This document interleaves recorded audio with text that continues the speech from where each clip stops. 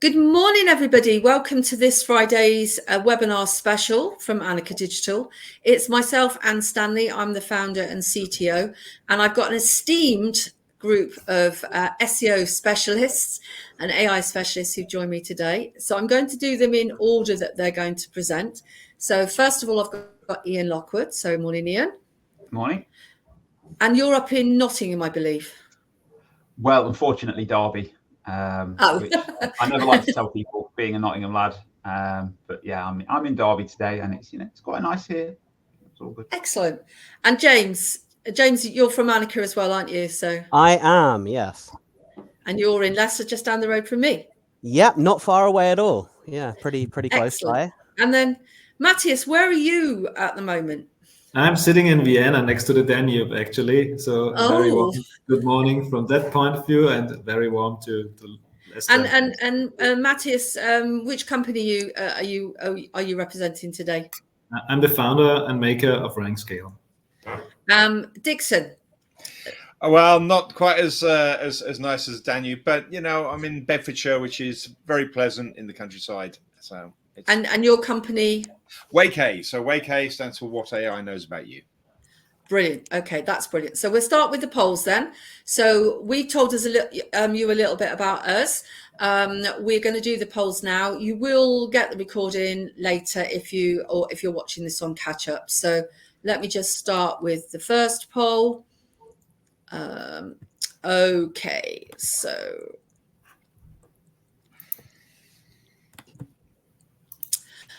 Are you using any tools to measure your mentions in AI results, or are you trying to optimize your website for generative? No. Yeah. Okay. So I've just relaunched the wrong poll. So let me. Oh no. Oh no. Disconnected. Yeah. That's an extreme reaction to launching the wrong poll, right? Wrong poll, wrong button, I guess. the Japanese method. Oh, I've done it wrong. I must kill myself. Mathias, where did you say you were again at the moment? In Vienna. I'm happy because I now have a rental office, which I can switch to from home office to rental office, and the rental office is next to the Danube, and it's AC. We have AC here because normally it's pretty warm. I don't have AC at home, so I'm super happy. Well, it sounds nicer than where I am. Can we please trade? You can come and work here for a bit. I'll come over there. Yeah, sounds good. Yeah. You should. So I don't. Michael's trying to rival you with his presence in Donegal, which is allegedly the coolest place on the planet, according to National Geographic. I've never been. I'm sorry, Michael. I've never been. But I'll try to show you something. Oh, that's basically my view here. I don't know if you see that, but it's a high building. I'm in the 30th floor, and oh wow, that's pretty high up. It's pretty cool. Hi guys, sorry about that. Hey. I did come back, but then I realized my mic wasn't working, so that was a bit of a disaster. But let's start again. So I don't know whether I've completely screwed this up. So let me go back to the queue. And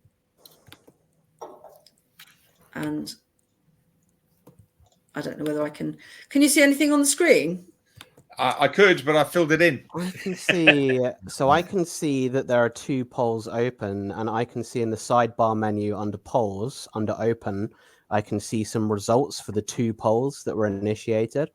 Okay, so are they both open now, or are they? They're both open. They're both open. Let's go through the first one first, and then if you start to. So the first one is, which of these AI search features are you aware of or are using for your business? So you can tick as many as you like. So we've got AI overviews in Google, AI mode in Google, Bing with ChatGPT Copilot, ChatGPT AI search, Perplexity AI search, others such as Claude. And then you've got the last one is, I don't use search engines. I use things like TikTok or Amazon or brand sites. Now, if I submit that now, I can then maximize that site. And you should be able to, so you should be able to now fill that in. That's now working. So great. Sorry about this. So, okay. So I think this is quite interesting because there was a trick question in here, and I'll get Ian to comment on this. So we've got quite a few of you answering that. So first of all, we've got 22% of you are using the AI overviews in Google. 12% are using AI mode in Google. So we've obviously got a lot of people from the USA here today. We've got Bing with Chatpilot, Copilot, ChatGPT AI search, Perplexity AI search of 15%. That's quite high. And then other search like Claude, Brave, and you. And then I don't use search engines or answer engines. I tend to use TikTok or Amazon. So this is really interesting because, Ian, can you just explain what AI mode is? And that's what you're going to be talking about and why we're surprised to see so many of you say that. I will quite literally show you what AI mode looks like in a minute if you haven't seen it before. But it is Google's version of a ChatGPT style interface for search. So it's not the blue links. There's very little to it apart from a chat window when you start doing it. So if you've typed anything into Gemini, ChatGPT, Copilot, or whatever, it's basically the Google search engine version of that. But it's not available in the UK at the moment, is it? I doubt we have very many people from America because it's Independence Day. I think it's because people have got confused and think that they know what it is, and actually they probably haven't used it yet. Do you think that's you might be aware of it, yeah, but you probably won't be using it yet over here. No, I'm using it on VPN. It's because that we're so popular that even on Independence Day we're having all these American users. That's what it is, definitely. Excellent. I can see this is going to be a difficult panel to handle. You guys have just got so much useful stuff to say, and I've just been completely rubbish this morning. Anyway, are you using any tools to measure your mentions in AI search results, or are you trying to optimize your website for generative search results? No, I'm a student or not working in marketing at the moment. No, we have not started measuring. We are using my SEO ranking tools that have started measuring this, e.g. SEMrush, Ahrefs, SEO Monitor, even SimilarWeb have got AI results now. We are using a specialized tool to measure this, hence Rankscale and Waikay. I think there's TieDot, a couple of others. We're not doing any optimization. We have started looking at GSO, Geo. We need some help with this. So I am going to just tick one. I'm going to submit, and that will mean that we should start to see those results appear. The technology is now working. You wouldn't think that I've been doing this for 5 years, would you? Are you? Yeah, I've been through that lot. So about 10% of you are not working in marketing at the moment. So you're not using this. 17% said no, we haven't started measuring. Well, nearly 20%.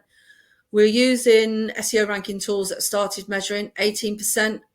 8% are using specialized tools. We're not doing any optimization, 5%. 30% have started looking at GSO, Geo. That's very good. I guess that's why you're here. And then 12% say we need some help. So I would say we've got a reasonably experienced audience based on this, probably more experienced than I would have expected. And it's good that people have started looking into this. So I think this gives us a really great idea of where we are with everything. So I'm going to close that poll. And then, Ian, if you can share your slides. If the rest of you gentlemen would like to turn your camera off, I will keep my mic on while Ian gets set up. And hopefully we haven't got any more questions.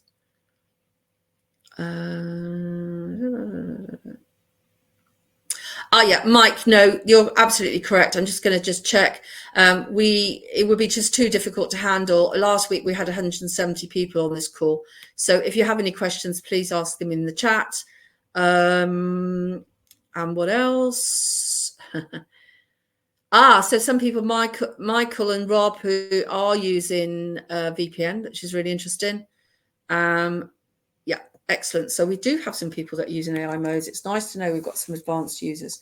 So, Ian, if you'd like to share your screen, please, the plus button above your head. Yeah, I've put share screen, but it didn't want to do that. Never mind. Apparently, I am sharing it. I can't see it, but I'm not in audience mode. Well, let me try a different way of doing it on here. I will share the entire screen. Number one, bosh. How's That's that? working. You won't be able to see the chat, but you don't need to worry about that. And then the other thing, I've got it on the right hand side. So I mean, obviously, questions at the end, please, so as not to derail everything. Yeah, but, we'll do the don't worry, questions I've got right at the end. That's fine. And then, okay, so in everybody else, if you want to expand your screen top right, you'll be able to see what's going on there. Over to you. Cool. Lovely, thanks, Anne. Hi, everybody. Yeah, I've kind of got a dual role. I am digital marketing director of a company called Vibrant Doors, which is why that logo's on these slides. And I spoke about our journey in search and what works for us, and some of the challenges we've had at the Epic conference a few weeks ago with Anne and the team there. And the other part of my job is to deliver training and stuff very much like this.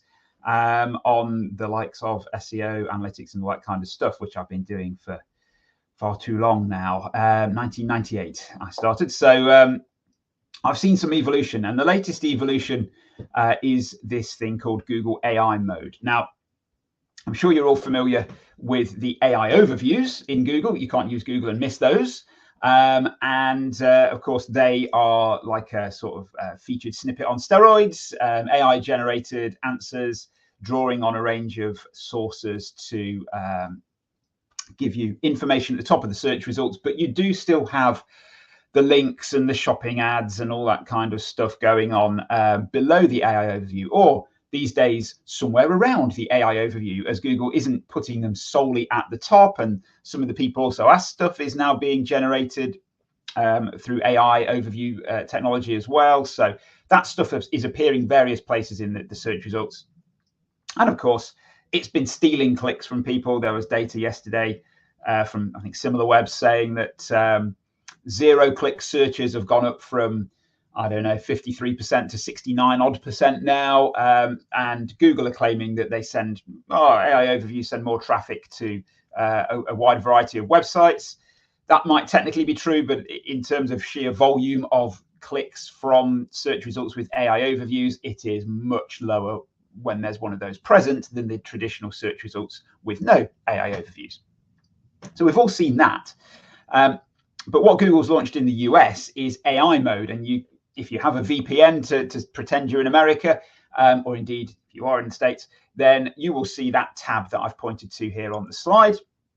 It's not the default at the moment, but Google have been very clear that it will become the default mode of search, unless, of course, something very terrible happens in the world of this technology, which is always possible. So if you switch into AI mode, what you'll get is what you see there, the main shot on this slide. It is very much a chat style interface. You do have the tabs at the top, so you can obviously flick back out from AI mode into the other images, shopping, etc. stuff that Google does. But otherwise, it's basically a blank page with a chat box in there. And all you've got on the left-hand side is start a new chat or look at your history, very much like you'd see in the kind of Gemini interface. And what I search for, obviously, is locksmith. This is the AI mode output. It's kind of like what you might expect in an AI overview. And on the right-hand side are some links to further information and possibly sources that have been cited in that, but not necessarily. Again, very much like AI mode.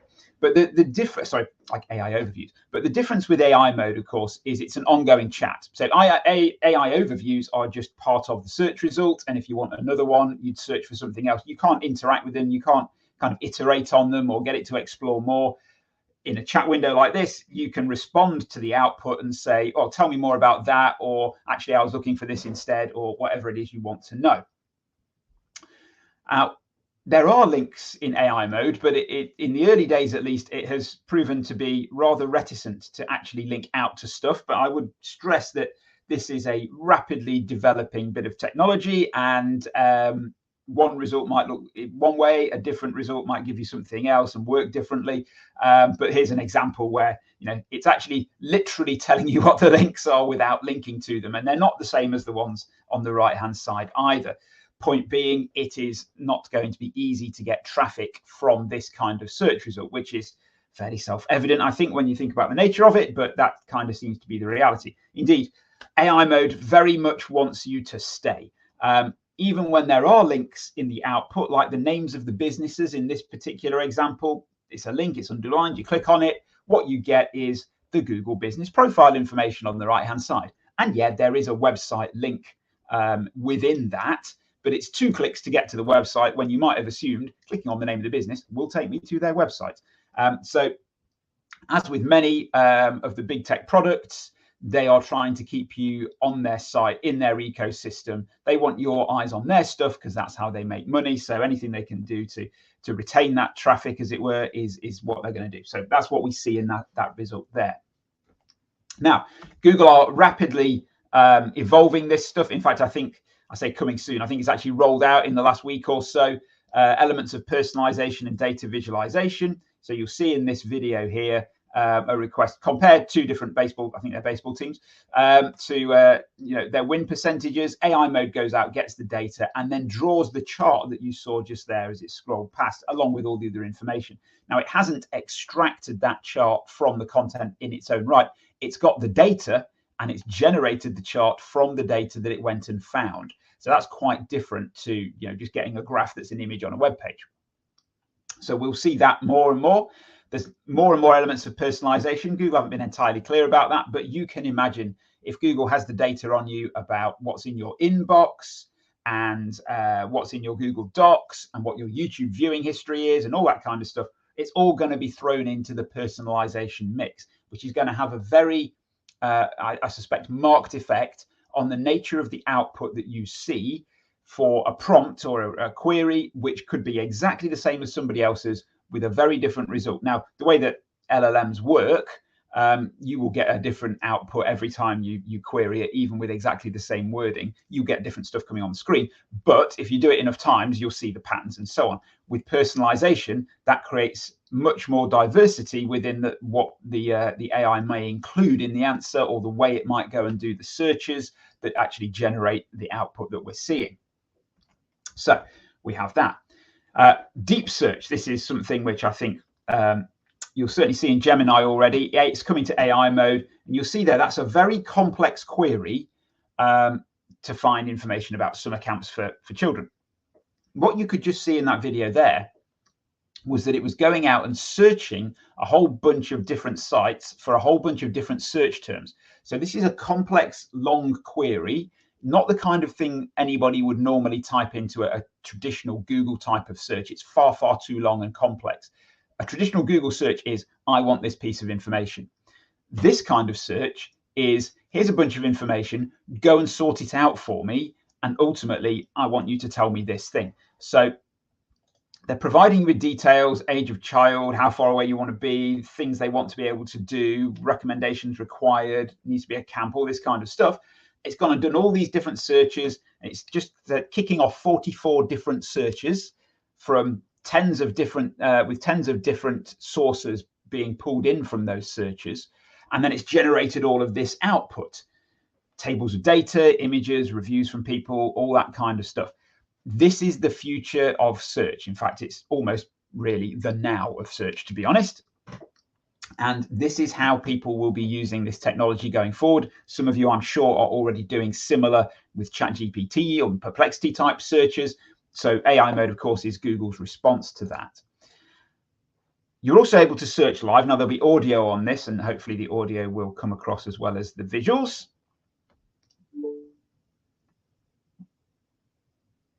What else should I do to make it stronger? To make it stronger, consider adding more triangles to the design. Also, ensure a strong bonding between the popsicle sticks by using wood glue and clamping or taping the joints while they dry.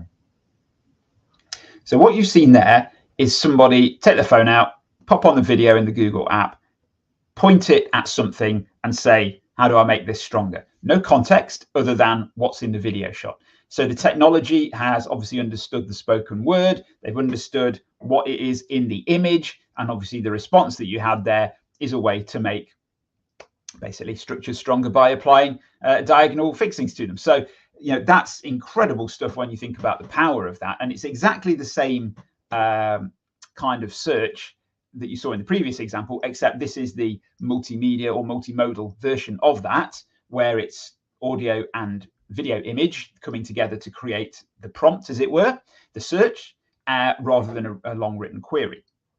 So pretty clever stuff. And something which is also rolled out, I think now, or certainly very, very soon, is the introduction of agentic capabilities. Now, if you were on Anne's webinar last week, you'll be very familiar with what agents are. If not, quickly, agents are kind of automated bits of AI software tasked with doing a job. And in the context of a Google search, that the starting point for this is the ability for Google to go and book tickets and make reservations for you and fill out forms with your details without you needing to visit the site yourself or be involved in that process. So they have this example on the video there where the request is to find 2 affordable tickets for this Saturday's Reds game in the lower level. Away goes Google, kicking off all those different searches, different websites, 15 different sites from 10 different searches it's done to try and get all the comprehensive options, pulls it together, gives you the output, and then says, right, well, the cheapest are these tickets, but the best value ones are these because the view's better, and the closest to the infield is these. You hit that and say, which ones you want? Yeah, buy the seats, away we go. So the technology there is really that the search engine, if you want to call it that, the AI here has been able to go and do the job for you without you needing to go to that website. So presumably it uses Google Pay in that context, and Google has all your details. So Google is able to go and book the tickets for you at the push of a button from within the search results. And that's something that a lot of people think is going to be the way the web goes in many ways, that a lot of the visitors, if you want to call them that, to your website will in fact be AI agents doing jobs for people and fetching information or carrying out tasks rather than the actual humans themselves. Oh, there we go. Okay. Now, on the shopping side, this is AI mode being used for a shopping query. I'm looking for a cute travel bag. Actually, that's a pretty short query. Bang, here comes some options for you. And then, of course, this is a chat interface. So we can refine what we're looking for. Okay, here's some more information to help narrow down the selection to meet the needs that I have. And it goes away, does a bunch of searches again, and we see the answer and some suggested products. And if you read the answer bit on the left-hand side, you can see that it's understood the context of what you've told it, which is you're going to be traveling on public transport and you're going to somewhere where it rains a lot. So it's gone out and done its searches. It's understood the concept behind what you're actually asking, and it's pulled out products to match the need that you have on that basis. Very, very clever stuff. Now, then add in the agentic bit, which is to say from here that you want to buy this product, but you're not willing to pay that price. So you can track the price, and this is functionality Google has already. But if you layer on the agentic bit, it gets a little bit clever. So you say, right, maximum I'm willing to pay for this is $95. Currently it's $120. Some point in the future, you get a notification from Google on your phone. Oh, the price has dropped, and you hit buy for me, and off it goes. There it is. I've got it. Yeah. Do you want to buy it? Yeah. Oh, wait, of course, using GPay. Yes, there we go. It's been done. Whole point being, like the previous example with the tickets, that has all happened from your phone through Google, and you've never actually visited the website. And that's the nature of how agents can work in this particular context. So clever stuff. What does all that mean for us in the world of search? Well, the top of funnel marketing, if you want to call it that, is now a much harder thing to do in terms of trying to get people to a website, trying to do lead capture because they want a bit of information that you've got on that site, a report or whatever, because they're getting their answer straight from the search engines. And they can interact with it, they can pull more data, they can get it to go and fetch it from however many different sources and distill it for them. They don't need to come to your website anymore for those earlier stage research type queries that people do when they're going through the buying process, through the funnel. And so that top of funnel marketing is a lot harder in this context. It means, of course, therefore, that your web pages are the source rather than the destination. So in many respects, in the world of AI search, what you publish on your own site is as much to feed information to the tools that will actually display it to people as it is to actually have human beings look at those pages and read the content word for word. So it's more about feeding, providing the source and feeding it to these AI engines. And that means that performance measurement is going to be a lot harder. And this is something, of course, that other speakers will be talking about shortly. But there's no longer rankings in terms of position 1, 2, 3. You're not getting traffic anymore, certainly not in the same volume that you once were, because now all of those more informational queries, at least, are simply being displayed directly in the AI results. And so you don't get the traffic to measure, you don't get the ranking positions. How do you measure whether you're showing up in people's AI results or not, whether you're being cited, mentioned, etc., is very difficult to measure, much more so because not everybody gets the same result anyway. And different sites and different sources will be cited for the same query, you know, at different points in time for different people. So very, very difficult to measure.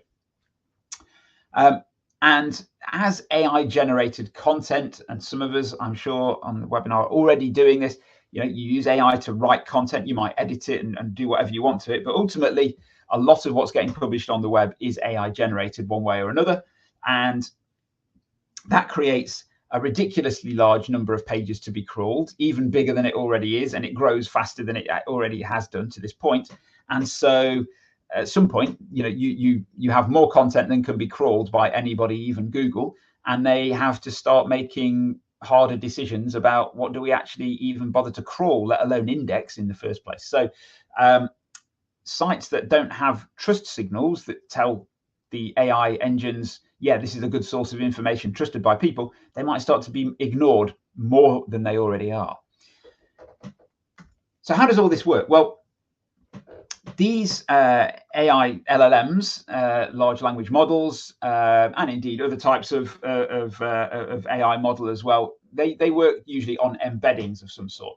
And essentially that means that every bit of text in any document, web page in our world, in terms of documents, they're converted into a vector, which is kind of a 3D representation, numerically speaking, of relationships between information. If you read the AI overview about this, who better to ask than Google, what is a vector embedding? It gives you that numerical representation of data, and it captures meanings and relationships. So things have a distance in this. You know, distance is measured in numbers, and the distance tells you how closely related different things are within the whole sphere of knowledge, really. And it makes things a lot faster, because instead of dealing with text or having to parse that text when you're actually doing a search or retrieving information of any sort, you just look for numbers, and it's a lot quicker to look for numbers, and it's a lot quicker to calculate numbers that have already been prepared, rather than have to do it all from the raw material, as it were. And that's how these things can work so quickly. But they also make it easy for systems to understand relationships between things. And if you remember back to the days of 10 years ago or so, when Google announced RankBrain, that's what they talked about, this idea of things, not strings. Essentially, that's what they're talking about. So it's the shift from looking at text and really just analyzing the text in the way that, you know, human brains kind of read words and stuff, into what we can create relationships, and the machine can understand and it can learn based on the way that these vector embeddings work. So you then end up with a very large database of these vectors, but as I say, it's very fast. So typically the embeddings just create the distances between them, and therefore the closest match tends to be, you know, the best result for whatever you're looking for. Possibly the more old school way of doing things, like the M25, TF-IDF, the term frequency, inverse document frequency, these are like well old models. They go back into the 70s and 80s, which are more like matching keywords, matching bits of text to each other, which is a lot slower and less accurate way of doing it than having vector embeddings to begin with. But the vector embeddings aren't necessarily brilliant when there isn't a lot of data, because there's not many relationships. It's hard to understand, is that really that relevant just from the numbers? So sometimes, perhaps, we don't know for sure, there is an element of the old school text matching stuff going on as well, for when the vector embeddings aren't giving you a very clear steer on that. So within here, we have a knowledge graph. You'll hear people talk about that quite a lot. Google's talked about knowledge graph a lot over the years. And these are kind of the real world entities and the relationships between them. And it's a way to store information about things. Wikipedia is typically quoted as the knowledge graph that people would normally reference, and it's certainly something that Google's built its knowledge graph upon. We know that. But ultimately, you really have a number of different sources or ways of accessing and retrieving information here. So we think that there's maybe something called reciprocal rank fusion, where you basically take multiple lists of documents from different retrieval systems and you kind of mash it up together and go, right, here is your single ultimate output of search results or output from an AI based on all this different stuff we've merged together. And that gives you essentially the source information for the answer that these AI systems generate, which is known as retrieval augmented generation, or RAG. And so you have all the ranked documents together. If you see people writing about this, they might term it the corpus. So basically, there's a whole process of retrieving information and deciding what you're going to base your answer on. So this kind of, almost think of it like a filtering system. Here's all the stuff that matches. What do you actually want to use out of all of this? That's what the reciprocal rank fusion is kind of doing. And then the AI LLM, as you might think of it, the ChatGPT kind of output, takes that information that's been retrieved and sorted, and then from that generates a response.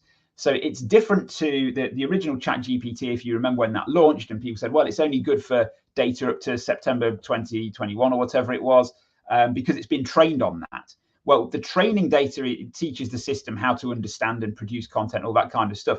But with RAG, you're saying, right, well, use what you know about how to actually generate content and understand content and so on, but apply it to this piece of information. So in the world of search engines, that's not live, but it's very fresh indexed information that's coming back. And so that's how you then end up with the written word and the images pulled out and structured, the stuff that you've seen in the examples I've shown so far. Now, I did make a point a couple of times in those demos that Google has in the videos of how when you were prompting it or putting in your query, it was going out and doing a whole bunch of different searches. That's a process known as query fan out. And if you use Perplexity, you can actually see that kind of it broken down in action, as it were. So the bit on the left-hand side here is me asking Perplexity, what is hair metal? List the best hair metal songs. And it's gone away and done a bunch of different searches. And each one of those little grey dots, if you can see those, that's telling you what it's doing and why it's doing it. So I am searching for information to understand what hair metal is, yada, yada. And then there are 3 different searches just for that part. Then the next part is I'm searching for the most popular and highly regarded hair metal songs. There are 4 searches for that. There's another 3 searches for the next one. That's the query fan out. So they are more in line with traditional kind of Google searches that we might all think of, but they're what you might call a synthetic query. It's not the actual human being using this who's put those in. They've been triggered and generated by the AI search system from the initial query. So the human query is, what is hair metal? List the best hair metal songs. And that triggers a bunch of different searches of a search engine to pull that stuff out. And then it selects what sources from those search results it actually wants to use. And that's where we can see there's a sources tab and it tells you reading here. So basically the reading bit is, I have selected from all the search results that I got for these searches, these are the sources I'm actually going to use to generate the output. So I've searched for hair metal. In case you're wondering, the image on the right-hand side might look AI generated, but those of you not old enough to remember, this is what music looked like in the 1980s. Well, it did to me anyway. You see a 4-necked guitar and you think, yeah, AI's gone mental here and generated a 4-necked guitar. That is real. This is a gentleman called Michael Angelbatio, then of the group Nitro, these gentlemen here, and he does play a 4-necked guitar. So go and look that up on YouTube if you want a bit of a laugh, or indeed to be impressed by that.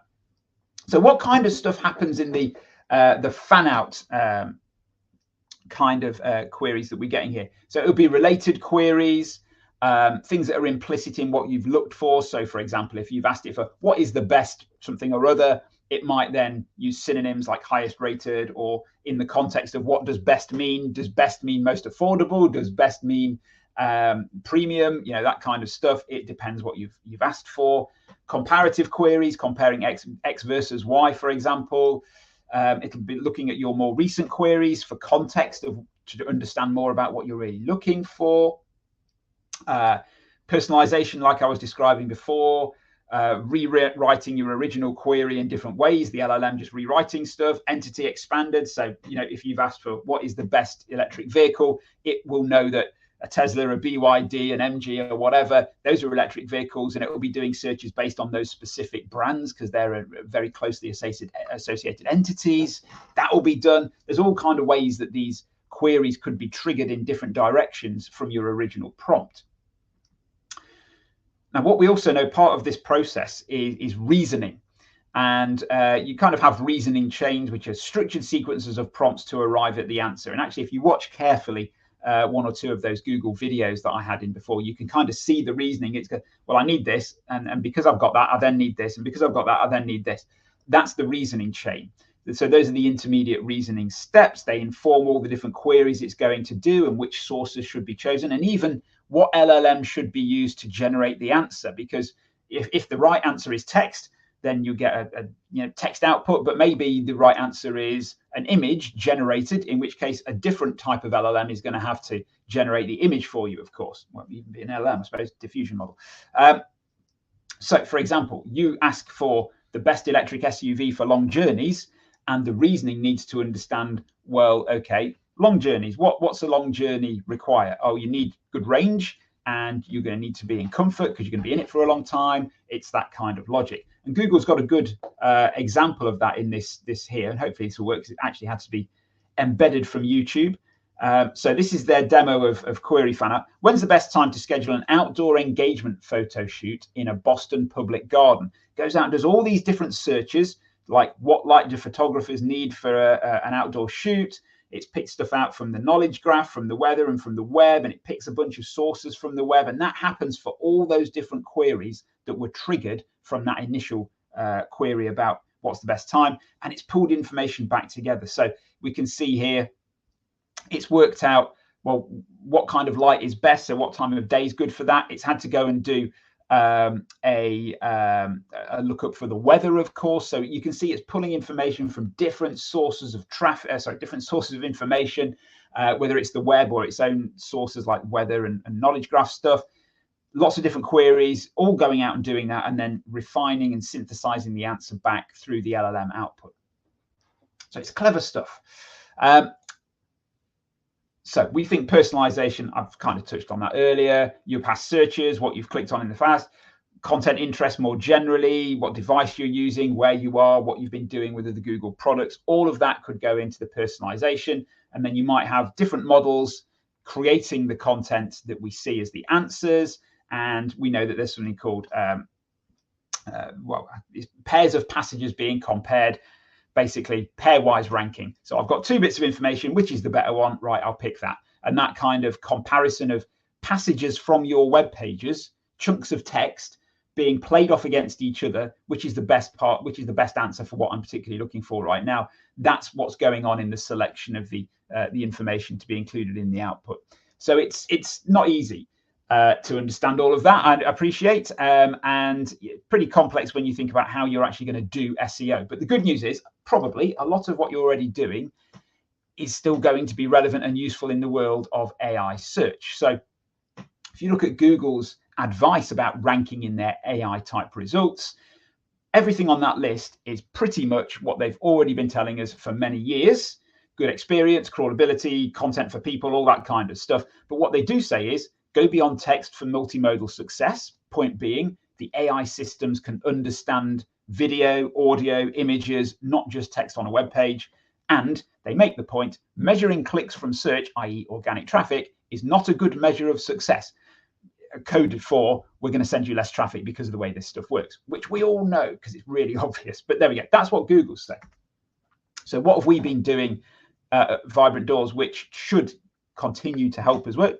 One is hub content or topical clusters, really.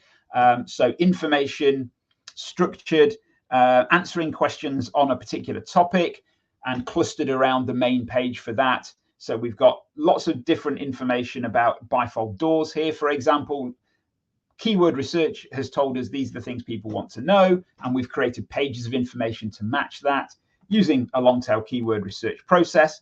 And in traditional search, that will help you rank better for your primary keywords. It'll pick up traffic higher up the funnel, and it demonstrates topical expertise. All of these things are important for traditional search. Some of them are important for AI search, and it earns links in some cases. Now, interestingly, we don't think links may be quite as important in the world of AI search, but citations will remain important. So being mentioned and referenced within the context of your topical area is definitely an important thing for AI search. So we've had good success with that, and I don't see why we're going to stop wanting to do that just because AI search is a bit different. We make sure the pages belong to their parents, so we have a hierarchy in the URLs. Yep, this is a subpage of this section kind of thing. Lots of internal linking between the pages within that topical cluster. We have to refresh it every so often because it needs to be accurate and complete. And it's got to be well presented for people because they will, some of them, ultimately visit there. Arguably, not quite as important in the world of AI search, but nevertheless, right now, it's important that if people click through, they see something that looks good. We've optimized our content for natural language processing and tried to include entities, something that Dixon will be able to tell you a lot more about than I can. This tool is called Surfer SEO. Essentially, it helps us analyze our competition and other pages that rank for our keywords versus our own content and optimize it using their guidance. This entity's missing. You've not mentioned this very much, that kind of stuff. That's worked really well. I won't try and explain that in great detail, but one tip here is if you want to optimize for entities, ask an AI. They're built on the idea of entities and association of those. And these things called entity attribute values show you the information you should include for a particular entity. Here, for example, I've asked Gemini, what are the entity attribute values for bifold doors? And it's given me what the attributes are for that entity and what the expected or like potential values might be. So I'd look at our content and say, do we mention all these things? Do we provide this information, every one of these on the page? If not, we should talk about that because search engines and AI tools expect those things to be on the page if it's about that subject. So it's not terribly complex, really. It's quite straightforward. Okay, so I'm going to stop talking very shortly because Anne's flicked back upon. Yeah, I've just, if you could just finish at the entities part and not go into the creative content because no, that's fine. That's fine. So, there's plenty to think about here, and I think when I hand over to James, he's going to tell you more about the idea of optimizing for these kinds of things and what the differences might be. So probably a good point for me to stop talking about those things and hand over to you, James. Okay, well, thank you very much, Ian. I'm going to disappear again. If you'd like to just share your camera. I think people have been answering the chat as they go on, but you'll see that the reason we put Ian first is because he's introducing lots of concepts around entities, what AI overviews are. So that's going to allow James to talk about how we can optimize for generative search. So if you share your screen now, James, that would be great. Sure thing. Okay, so here we go. I'm just going to share this specific window over here like this. So if everyone could let Anne and people know in the chat if you can see the presentation.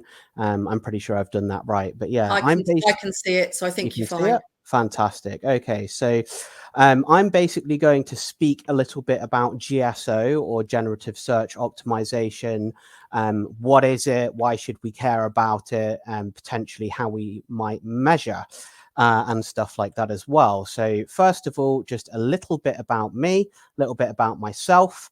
I am a technical SEO enthusiast, and I've been working in SEO circa 2009. So that's about 16 years of experience. I also dabble with Python as well. So in one of my earlier projects, I was experimenting with how to generate prompts at scale for product descriptions, and then built a Python script which sort of sent all of those prompts off en masse to OpenAI's API and returned a bunch of content, which was kind of an interesting project to do. I'm also a Search Engine Land author as well, so you can see my link down there.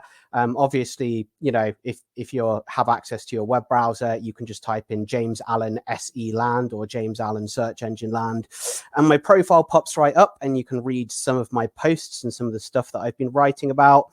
But yeah, one of my passions is kind of experimenting with AI automation specifically for SEOs, kind of how to transform data and documents into other documents to save time and stuff like that as well.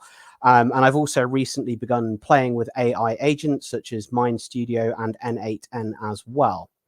So what is GSO and how is AI changing search? So GSO stands for Generative Search Optimization. So essentially, whether a user is using a search platform like Google, or whether they are using an AI platform like ChatGPT, Claude by Anthropic, Perplexity is another one. Maybe if you're doing coding, then it might be Sonar, which I think is built by the same guys from Perplexity and stuff as well. It starts with a prompt which you enter. So you enter a prompt which in a way is kind of similar to a search query because you're querying information. And the query that you enter may be for navigation. So like, I want to visit this website, or it might be commercial or transactional. And yeah, as I've said, it could also be purely informational as well. And Ian has shown some really good examples of that previously. So AI will then attempt to answer or respond to the question. And sometimes AI might highlight a relevant brand or a product or a website. And quite often when AI does this, you know, if you say, I want, you know, this type of a product and, you know, this is the kind of price range that I want, you know, especially if you're using something like ChatGPT, it will then initiate web searches, it will go away, and it might come back to you with a number of Amazon links and stuff like that as well. So what GSO is about is attempting to get your brand referenced by AI. So generative search optimization, essentially trying to enter the LLM or large language model, and also make your website kind of more attractive for RAG queries, which AI performs as well, which Ian spoke about that in detail. So I don't really need to go over that again in masses of detail. But essentially, sometimes when you process a query or a prompt through an AI platform, what then happens is the AI realizes that that information isn't necessarily contained within its training data or its LLM. So it launches a RAG or retrieval augmented generation query, and it will go and do a search and try and pull in extra information. So GSO is kind of about how can we enter the large language model, but it's also about, you know, how can we make our site more attractive to AI crawlers when they perform RAG queries as well. So elements of generative search optimization, there is obviously the pre-training data or the LLM, which Ian has kind of covered in quite a lot of detail.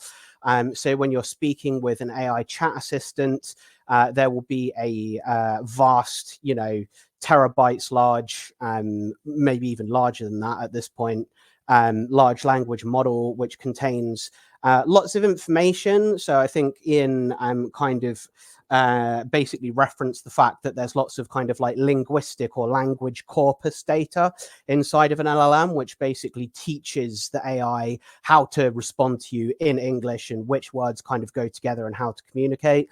And sometimes there can also be lots of news and information and articles and stuff in the LLM as well, so that it knows a little bit without having to initiate RAG. And then there's obviously retrieval augmented generation or RAG, which is where the AI then makes a critical evaluation and says, what I've been asked here is perhaps about a very recent event, and that event isn't part of my training data or my LLM. And due to this, I'm going to perform an actual search and go out onto the web and see if there's any more up-to-date information to incorporate into my response. And then also on the user or marketer side, there are the queries and prompts. So what prompts or questions the users ask. Use of SEO tools as a proxy for common prompts.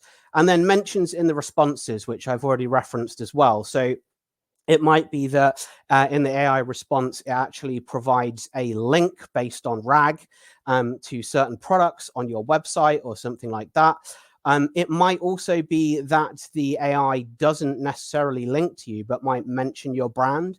And that might be more common. So, for example, if you were to process a query that was something more like, which are the best car insurance companies in the UK, specifically for classic car insurance and stuff, in that instance, it might be more likely that the AI, instead of supplying links, would just supply text and would, give you a number of different car insurance company and would tell you some of the reasoning why it thought that those were specifically the best UK car insurance companies for classic car insurance or something like that. So GSO, or generative search optimization, what changes can you make to increase your presence in query responses? So there's the query or the prompt, which is processed by the user. And then there's the response from the AI, which may include links. It might not include links. But how do you kind of enter those responses? And that's kind of what GSO is all about. So I thought it would be useful to outline the difference between GEO, which is more commonly cited within our industry currently. So there's a number of articles on Search Engine Land and stuff talking about GEO and how that kind of sits against GSO, which is kind of our own acronym. So GEO is slightly broader, and it really focuses on kind of more broadly entering the LLMs of various AIs, AI assistants. So the LLM training data for OpenAI's various models, for Anthropic's various models, etc. So GEO isn't necessarily related to search or prompt-based queries in a granular way. Although the term is kind of being used in that way, and it sometimes can be, content about GEO can often be about GSO as well.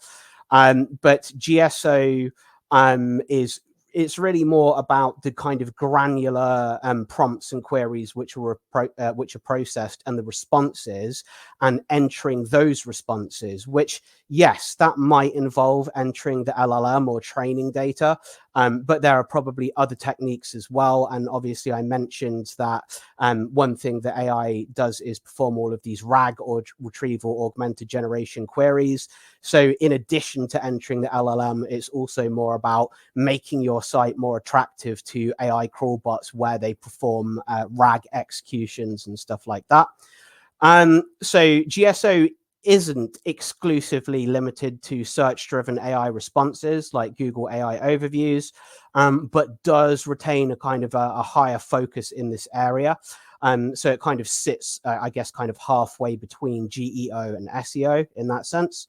And so if your aim is to ensure that your company is represented in AI-generated product copy or internal knowledge tools, then that's essentially going to be kind of a broader practice, and that's more related to GEO. So if you're just saying, I just kind of generally want to enter a large language model and make sure that my company is sort of generally more cited in general, that's more related to GEO, whereas GSO is more specifically related to the granular queries that people are processing and tracking those, and working out how to enter those spaces.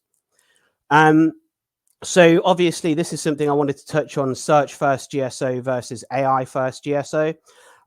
So in terms of generated responses which AI can provide, there are kind of a couple of different models.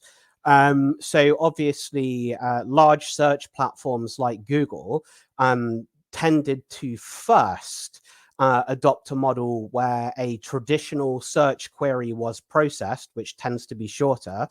And then essentially, if the query seems like it would benefit from an AI response, then the AI facilities are kind of initiated, the large language model is queried, any RAG is performed, and then AI is injected inside of search. Although, as Ian has shown you, with AI mode, which is set to essentially replace Google's AI overviews, that's going to kind of change and flip the other way around. And if you look at the right-hand half of this screen as well, you can see that there is a separate example given from ChatGPT. And ChatGPT works exactly the other way around. So you will write a typically slightly larger or more detailed prompt rather than a standard search query. And then if the AI decides that it essentially doesn't have all of the knowledge that it needs to respond from the training data inside the LLM, then the AI then may initiate a search, which is kind of exactly the opposite way around. So larger search platforms like Google, they're kind of using the infrastructure that they already have and then triggering AI. Whereas AI first platforms like ChatGPT, they're leading with the AI technology and then separately initiating searches. And I think that is going to end up being the future. And as Ian has kind of discussed in his presentation as well, Google's AI overviews are set to be replaced by AI mode. And AI mode is kind of a more AI first interface, if that makes sense. And we've got a couple more examples here as well, which show the same kind of pattern. So essentially performing a traditional search on Bing this time instead of Google. And you can see that for this particular query, Bing then decided this would benefit from some kind of AI overview. So the search came first, and then the AI generated response came afterwards. Whereas Claude, which is more similar to ChatGPT, which has been built AI first rather than search first, again works the opposite way around, where a more detailed prompt is initially written by the user, and then searches can essentially be triggered from there. And that's kind of like the jumping off point for the RAG data. So where the LLM is basically understanding that it doesn't necessarily have all of the most up-to-date data in its LLM or large language model. And so it then performs a RAG query, which in this case is a search query. And it goes out and it searches the web using its own bots and its own technology. And it pulls back certain information as well. So just one thing that I thought was important to mention is basically how search and AI are interconnected. Because obviously both search and AI platforms, what they want to do is they want to be the one source that we go to answer all of our questions and queries and do everything for us.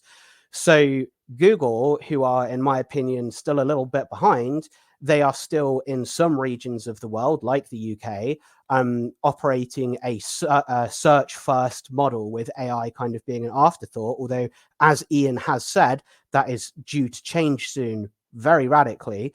Whereas a lot of the AI based platforms like Claude and, Perplexity and ChatGPT, they're kind of on the front foot because they're starting with an AI first platform. Which has kind of given Google some catching up to do. So how quickly they're able to do that, or if they're able to close that gap at all, is something that remains to be seen.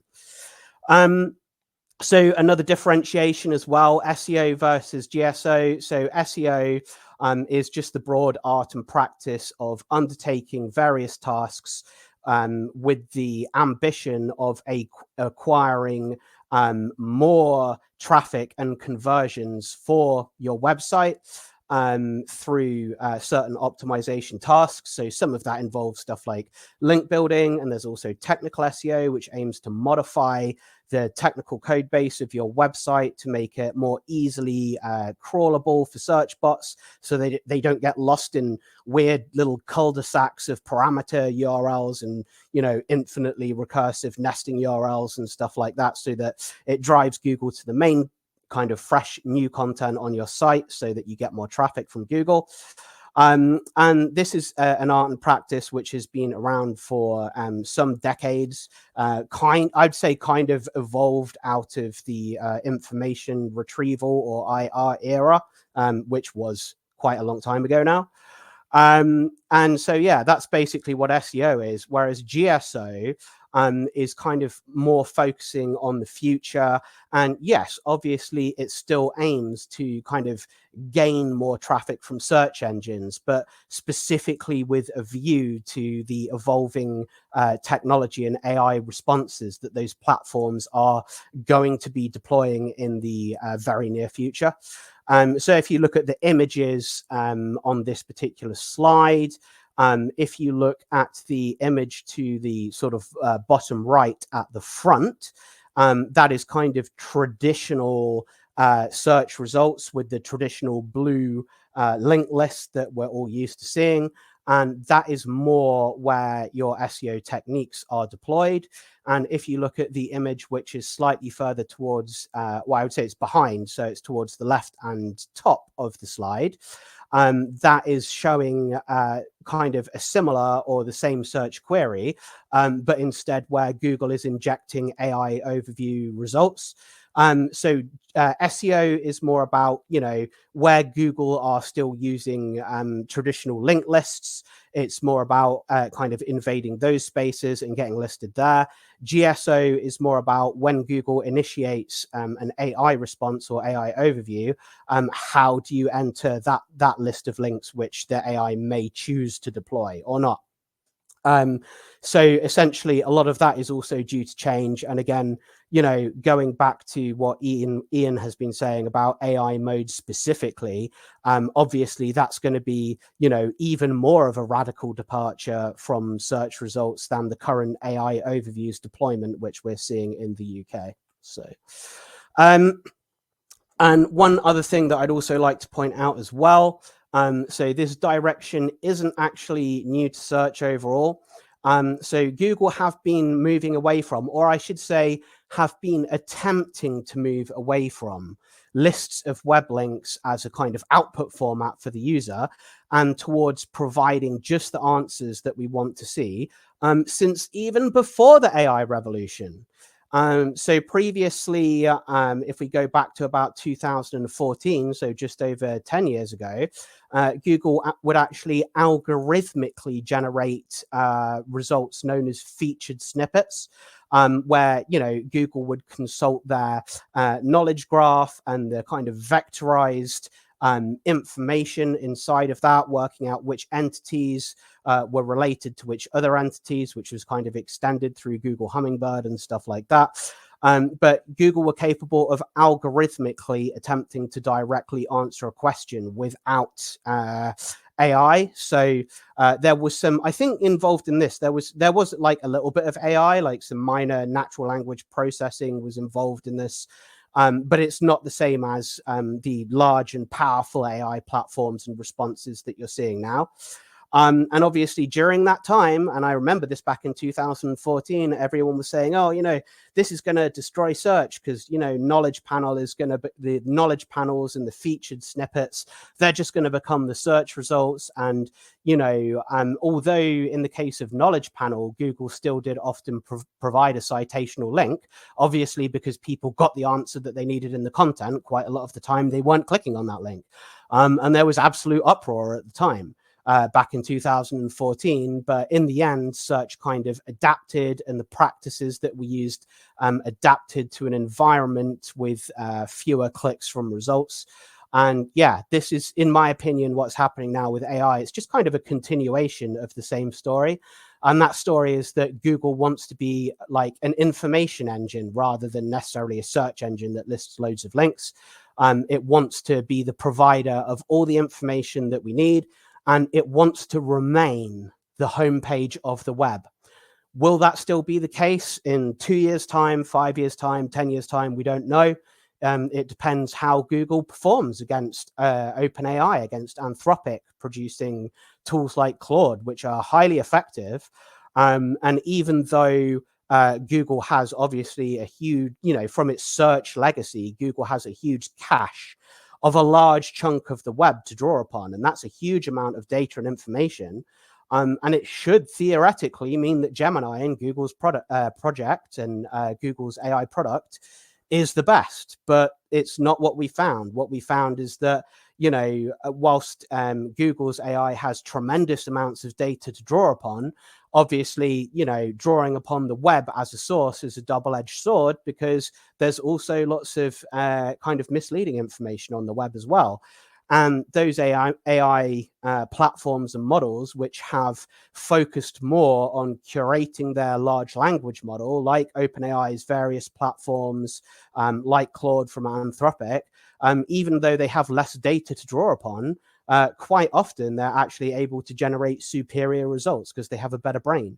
So, you know, one thing that I would say is, you know, don't count your chickens before they hatch. And it's not necessarily true that Google is going to remain in a dominant position. They certainly could do. And the AI mode, which Ian was showing off earlier, is extremely impressive. But it will be interesting to see how other organizations respond to that. So GSO, Waikay, Google is continuing to move away from lists of links. And also, Google may be in a position where they begin to lose dominance as other platforms like Claude, Perplexity, ChatGPT become more popular.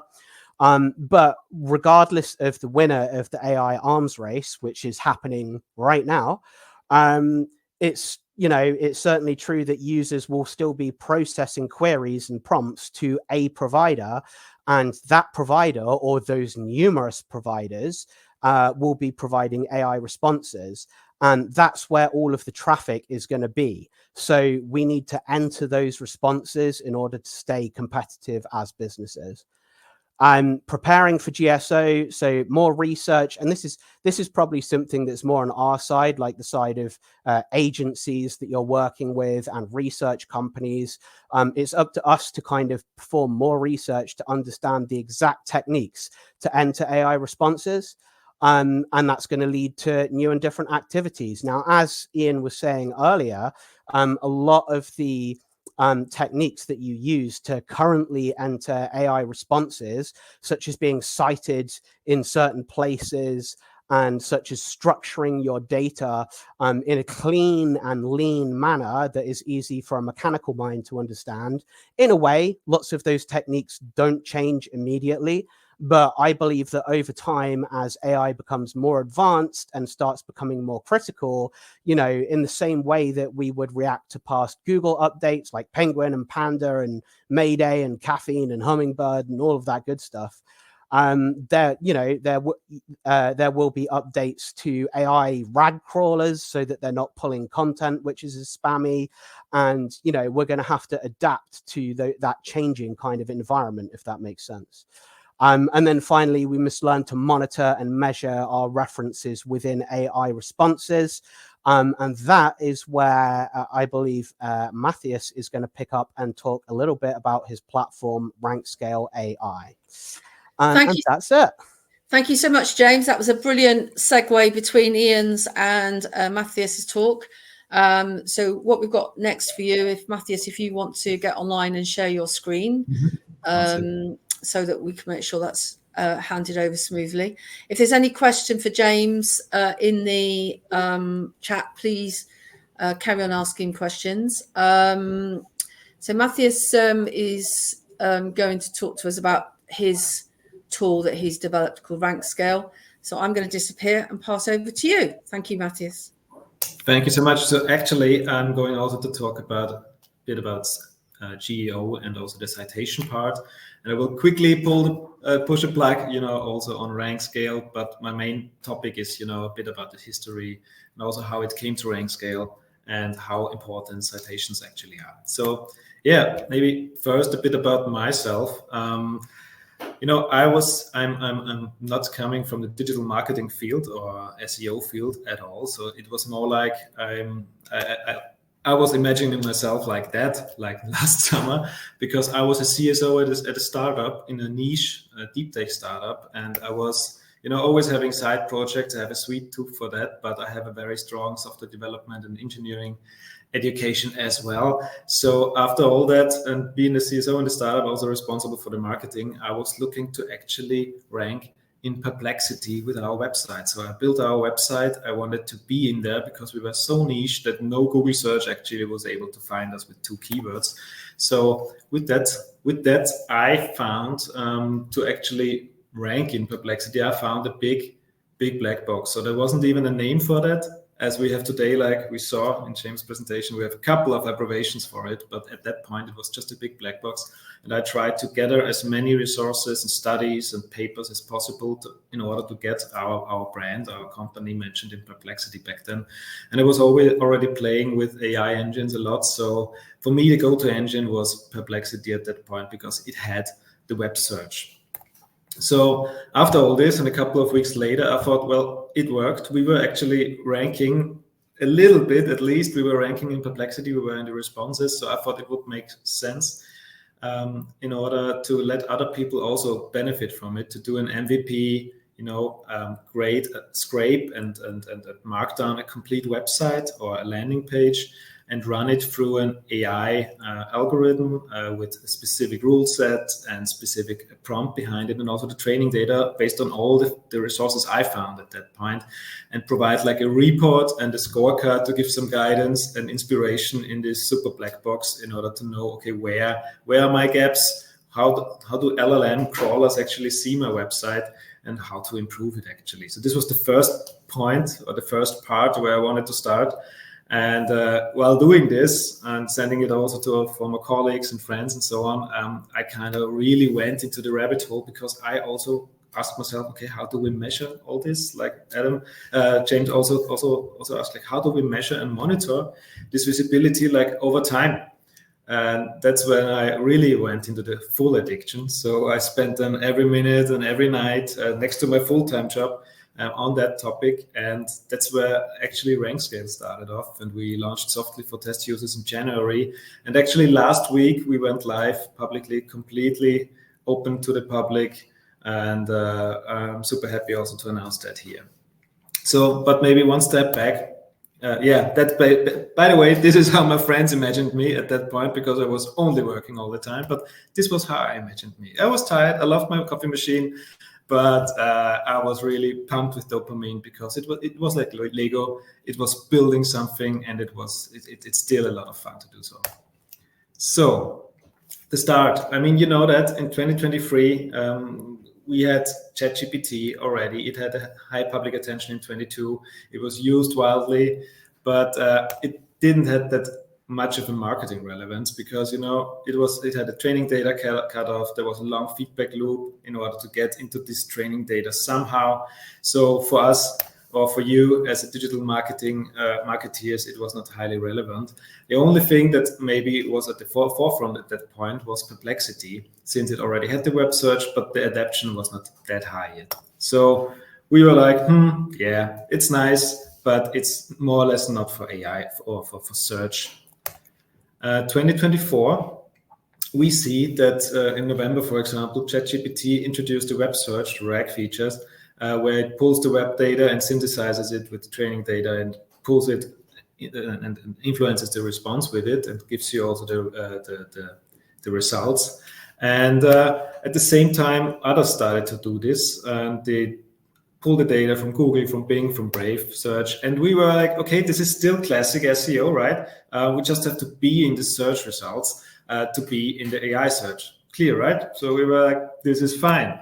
2024, fast forward, we see immediate rise of AI referral traffic. And you all know this, since beginning of this year, it's going crazy. LinkedIn is full of it, and I'm not even I dare to open LinkedIn. It's for me, it's full of AI search, of course, but there is a shift going on. There's a big wave in regards to AI search. I mean, that's the reason you're here. And what we see is that the referral traffic, it rises almost 63% of all the websites worldwide. They already receive AI referral traffic. Nowadays, more than 1% of the whole traffic of the websites on average are from ChatGPT. And we see that it's growing very fast. So here, for example, the friends from Durable, they saw an increase of over 1,400% from ChatGPT referrals since October. It's now their third largest customer acquisition channel, actually, and this is completely crazy. So we are getting suspicious now. So something's happening, and we should adapt. On the contradictory, the counter effect is due to AI overviews. I mean, we see this. We have an increase in impressions, but at the same time, the decrease in click-through rates. We have ChatGPT and introducing shopping, directly leading to the people with high intent to the buying page. We have AI mode coming up, doing the same, having various features, having personas. All these things are happening like at the very moment. And this means we have to adapt. Something's happening. Many people are in panic mode, specifically maybe clients, but we have to adapt to GEO. SEO is not dead, but we have to bring it into our channel selection. So what are the challenges in generative engine optimization? What are the key takeaways? So as we heard also from James, we have an evolution of keywords. Nobody's looking, for example, if they have a cat that has some tummy problems, nobody's looking like for vet Vienna in ChatGPT, but most probably they will put in a key phrase like, you know, my cat has tummy problems lying on the side. I'm located in Vienna in the 22nd district. Where should I go? What should I do? At the same time, we have the persona influence, like Ian also mentioned it. We have profiles on each of these AI engines, not only AI mode, but also ChatGPT registered users, pro users, and so on. After days, weeks, months of usage, they form like a profile of yours. So we will not necessarily have the same results for phrases or for prompts for one or the other. So this is a challenge, as is also the volatility of the LLM responses. We have volatility regardless of the profile or if they are registered or not. If you like a fire of two different prompts, you will get two slightly to majorly different results out of it. That means that the brand is mentioned or is not mentioned. Citations are used, or web sources, specific ones are used or are not used. And this is pretty difficult to measure manually. So you have to find some way to automate things to average it out. Also, LLMs today, they are pretty influenceable and spammable, as we found out with various experiments, and also other ones found out. They are not, especially LLMs that are not Google-based, they are not checking if the website they are actually citing is fully authoritative. They are more or less checking, okay, are there enough similar websites or similar content? And they are also prone to use, for example, listicles or top 10 lists pretty easily. That means it's influenceable. And I can leverage on that at the end, because we also did a Perplexity experiment there where we were able to actually change the content of the response by changing the content of a citation. So how to optimize actually in AI search? So in a super nutshell, it's about, as we heard also, website content. We have to enhance our existing content with tools like Surfer SEO or other tools. Waikay will give you the foundation of how you actually presented in the AI, but it comes down to we have to enhance our existing content to AI-friendly language. What does this mean? You heard it once before, I bet. Natural language, question and answer styling, all these things. Also avoiding any client-side JavaScript, since the basic crawlers that are not from Google, they're not able to render that. They're not able to crawl it. And what we also found out that works pretty well is if you create specific landing pages for intended queries. So, for example, if you're looking for, if you are a construction business in a specific area or a specific region, it would really make sense to bring up landing pages that have the query in their URL with a dash in between, like, for example, construction business in Philadelphia.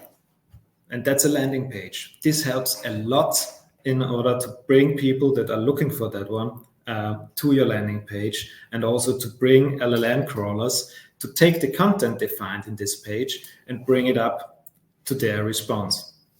A little tip. Also, classic SEO. It still remains crucial. It's super important to be in the web search listings. We will see that. More than 60% of the AI overviews results and citations, they are also or can also be found in the top 10 SERP lists. And then citations. Citations, to me, they are the gold pot, the honey pot, so to say. They are super important. Because if you want to optimize for AI search, you have to make sure that you are mentioned in the highly authoritative or weighted citation sources, which could be blogs, news, review sites, social media, Reddit, for example. Because if you're mentioned in there, there's a high likelihood the LLM, it picks up your name or your brand name, your persona, whatever, and brings it up into the response. So I'm focusing now on the citations. Why are they important? Well, it's not about backlinks anymore. It's just about pure text, raw text mention, because the AI picks it up. So there doesn't have to be any link behind it. We learned in a study we recently did, James and I, for Search Engine Lens, that the highest visible brands actually have the highest amounts of earned citation references. What does this mean, earned citations? It means that third parties, not our own brands, they are mentioning us in their content. Could be blog, Reddit, etc. Various different categories. And the more of these are present, the more of this the LLM can find in their web search data, the better, the higher the visibility could be. So as said before, more than 60% of the top sources in the AI overviews are from the top 10 SERP. On the right side, you see, by the way, the correlation between those two. So the share of citations on the left side and the visibility score on the x-axis. So we also found out that there are differences in citations or in the searched or in the web results between the AI engines. So not every AI engine pulls the same citations. So we have to understand that some AI engines, they look into different categories. So if you look here, for example, you can find this in a very much detail in the link that James just shared. It's our article. We see that different AI engines, they quote and they get the information from different categories. So we see, for example, that GPT goes strongly into wiki pages, or that Gemini goes into affiliate very much. And also all of them do blogs a lot, news a lot, and so on and so forth. So you have to be aware of how, depending, of course, where you want to rank, which categories are important for those AI engines. Also, we see after a couple of runs and looking at the results after, for example, 20 runs or 20 runs of the same queries. So what we did here, we came up with around 100 queries or 80 queries from B2C to B2B, and also mixed them. And we, at scale, at bulk, we shot them to the AI engines and analyzed all the results. And we found out that for the same queries and for the same categories, different AI engines, they lean into specific domains. So here, for example, AI overview, most of the responses in B2C was Reddit. Most of the responses in B2B queries was LinkedIn and QualitySec. This differs with Gemini, for example, and differs with ChatGPT, and differs with Perplexity. So knowing for your queries and for your topics where the most weighted citations come from is highly relevant.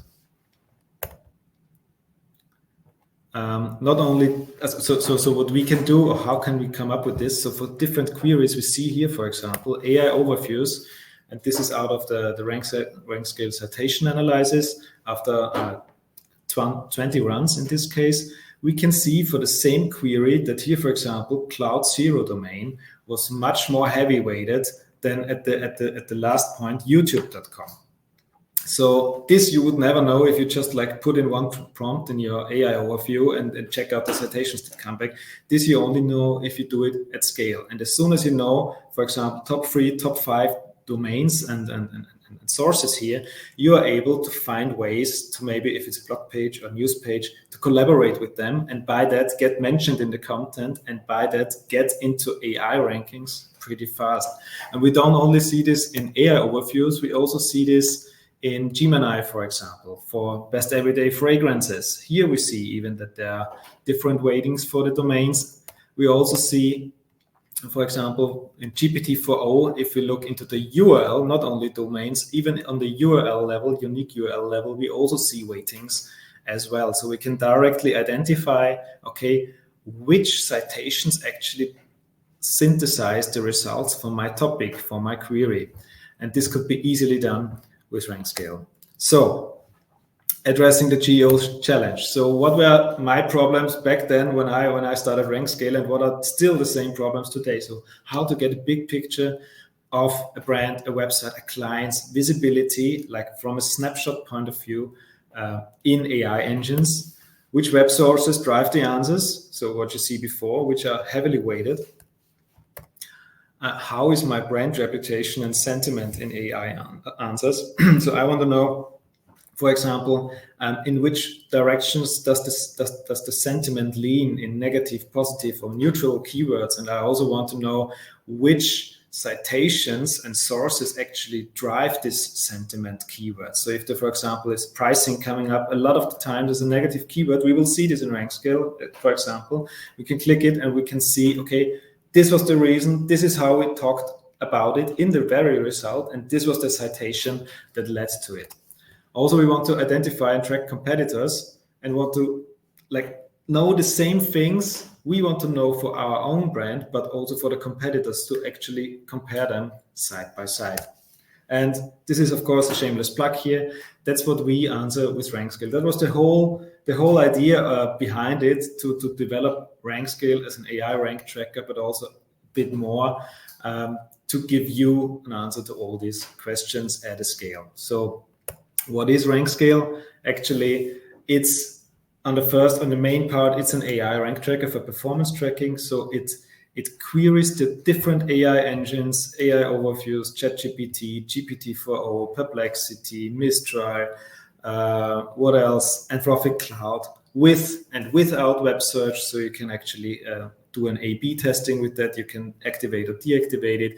We are not only doing API calls, we also directly analyze the results. A normal user has in his chatbot graphical user and interface. So we're doing all of that as a hybrid mode. And soon enough, we will also integrate AI mode, for example. And what you see here is like the dashboard where you can drill down into your topics, which is like a bucket full of search terms or search queries. You can drill down into specific search queries. You can drill down into regions, AI engines, and you can see the performance over time for various metrics like visibility, how many mentions, how many citations were pointing to us, how often were in the order of appearance in the top 3, and so on and so forth. It takes half an hour only to describe this one, but I go quickly through it. What we also do is competitor benchmarking. So all these metrics can be compared against all the competitors that came up. So this is just a list view. There's also a side-by-side view. You can do a deep, as you just saw, a deep citation analysis. So we can really go down into the rabbit hole, analyze the citations, analyze their categories, analyze where they came from, when they actually showed up the first time, how many unique URLs are pointing to specific brands, how many domains are pointing to brands. We can check out which queries led to that. So it's really super drillable, and it's unmatched in terms of the in-depth data you can actually get out of it. What we also do is, as said, the sentiment analysis, where we analyze all the brands and also our own ones for various sentiment keywords. We create then word clouds. We create a radar chart where you easily see in which direction that do the responses lean for each AI engine being trained, being web grounded data. So we can easily identify any brand reputation problems and also track where they came from. And at the very least, our MVP has also been further developed, and we have the website audit function with all the guidance and inspiration on how to actually improve specific landing pages or websites for LLM crawler visibility as well. And all these stuff is also exportable into CSV, Google Sheets. Soon we have also a full API behind it, and it's meant for agencies and in-house team as well as for individuals. So you can track multiple projects at once. Here on the left side, you see here's, for example, the project list. We can also share our workspaces, so you can have various people working on the same workspace and so on. And what we also do, since we are also scraping and analyzing the GUI of AI overviews, ChatGPT and Perplexity, we can analyze the shopping feature. And this will be heavily improved in the future. It's currently in beta, but we want to analyze that very heavily. Also, then when we have AI mode available, in order to provide you, if you're coming from e-commerce, a visibility dashboard on products and as well as ratings, prices, and so on and so forth. So, thank you very much. From a timing point of view, if we have still time, I could quickly go into some further topic, but I think I'm on time, right, Anne? I don't see the timing yet. You can have, if you just wanted to demo for 2 minutes, No. or Just wanted to Dixon do go, the and then we have a panel at the end. Would it be? I think we'd probably prefer to do a bit of a panel at the end. I think that's okay, probably. Then let's do the panel, and if I might, we can jump into the experiment we did with Perplexity later. Okay, Dixon, do you want to share your screen then? Yep, absolutely. Okay, thank you. Right, I will. Mathias, you'll need to stop sharing yours. Yep. You found the button. It's top yeah, left. Share screen. Yeah, there we go. Share screen. Thank you. Window. That one. Thank you, Mathias. That was really useful. So hopefully, I think we're okay for time, because if you take 20 minutes, that'll give us about 10 minutes to have a discussion at the end. Yeah, great. Okay, can you see my screen, guys? I can see the sharing bit, but you haven't actually shared your slides yet. Oh, okay. You might have extended screen or something. I do have extended screen, so okay, it's not on the one that we're on. What you may also find is you won't be able to see the chat while you're sharing. Yeah, that's okay. I won't be able to pay attention to two things at once anyway. Yes, it's very distracting if you take notice of the chat. So it's trying to share that screen, isn't it? Entire screen. There we go. Let's do that one then.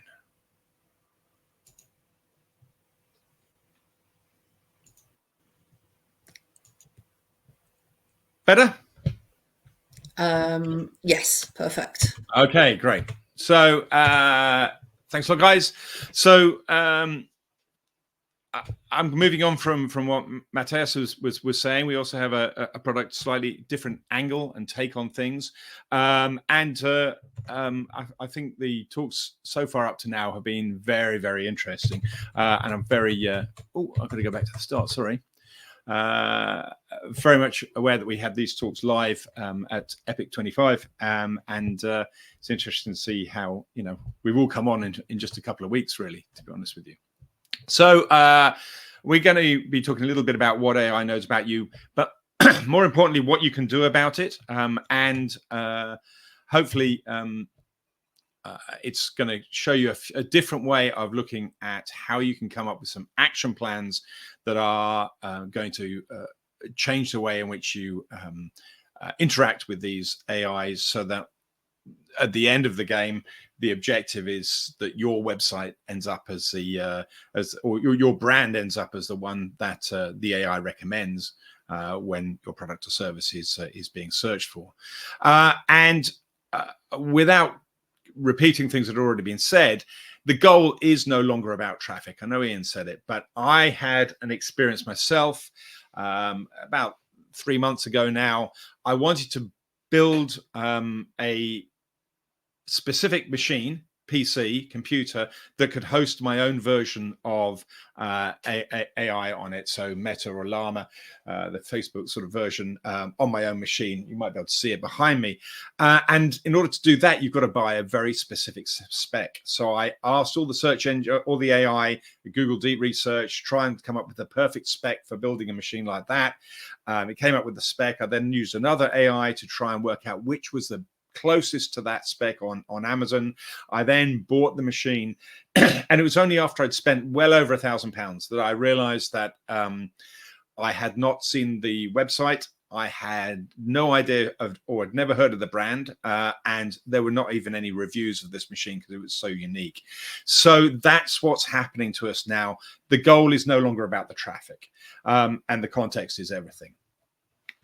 So how do we influence it? Well, to my mind, we've talked about RAG LLMs, so the retrieval or generated search. But the idea is that the user asks a question, and the AI can start in a number of different places as to how they start coming up with an answer. So if you're thinking about, I don't know, hotels in Birmingham, it might start thinking about Birmingham and the surrounding areas first. It might start thinking about hotels first. It might start thinking about your preferences first. And then the next step might be, do you want it for a family? Do you want a pool? Whatever it may be. And so each layer of the process will go down a different neural pathway, just like our brains do, until eventually it comes out with result 1 or result 2, and it could be a different one on different days. But the interesting thing here is that we can potentially interrupt that pathway at anywhere in the point. We've seen how AIs work, and if we can build our businesses and our information architecture so that the LLMs see our brand more often in those pathways, that's going to make a difference. And that's what we think we're going to do with what AI knows about you, or really it's what AI knows about your company. So there are a lot of ways in which we can find out about what AI knows about you, and we've just had Rankscale with one approach. There's others as well. Evertune, one of their approaches, I think, is to sort of run 6,000 queries 6,000 times. I think that's quite an expensive way to do things. ZipTie focuses on the number of citation counts. The way that Waikay is working is slightly different. It tries to create a delta between the output that you might see here. So this is an output for the Gentleman's Journal. What do you know about the Gentleman's Journal? And it comes out with some stuff. This is Google Grounded. So Grounded being a RAG search, sorry, a technical version for got a search lookup. So we've got all that information there. We know what's on the gentlemanjournal.com website. So does that match? We can then score whether the output from the AI is representative of what their business is. Now, you can see as well the sources there are coming from all sorts of different websites, only one of which is the Gentleman's Journal, which goes to Ian's point that it's no longer necessary, and actually to Mathias' point, that it's no longer just about getting content on your website. It's about being wherever the AI is looking up this information. But this means we can get these numbers and we can say, right, okay, the accuracy of the output is, and we can give a score from 0 to 100 for yourself and for your competitors across the different search engines, which is a different approach. And I think it's one that's really useful for us, because job number one is to get that knowledge right, to make sure that the AI gets the knowledge right. Because we've seen quite a lot that AIs hallucinate.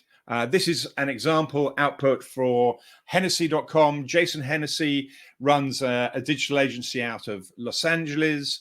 And over there, he's just sold it for a lot of money, which Anne and I are very frustrated about. There we go. But he's got all this, he's got this coming out, and he gave me permission to show this information. But instead of Hennessy being recognized as a digital marketing website, it's being noticed as a high-performance engineering US-based automotive tuning company, which is completely wrong. And also somewhere else, it's got something about cognac, because Hennessy without an E is the cognac, of course.